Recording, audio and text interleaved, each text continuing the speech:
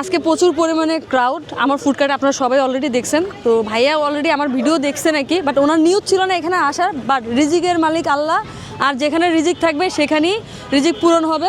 তো ভাইয়াকে জিজ্ঞেস করবো, ভাইয়া কেমন ছিল? আসলে এভাবে আমি কোনোদিন ভাবছিলাম না যে আপনার সাথে আমার দেখা হবে, তবে আমি মাঝে মধ্যে ভিডিওটা দেখতাম আর মনে মনে এই জিনিসটা লালন করতাম যে আমি একটু যদি যাইতে পারতাম এখানে। তো আজকে ভুলে যে কোনো কারণে আমার ঘরে গাড়ি আছে, প্রধানমন্ত্রীর আমরা জানাজায় উপস্থিত হয়েছিলাম, তো এই জন্য এই গাড়ি খুঁজতে খুঁজতে দেখলাম যে আপু এখানে দেখলাম। তো ভাইকে বললাম যে ভাই, এই আপুকে আমি মাঝে মধ্যে ভিডিও দেখি, এই আপুর এখানে আজকে খাওয়া দাওয়া করবো। আমার বড় ভাই এখানে আসলে বড় ভাইকে একটু বলেন। উনি কিছু বলছেন।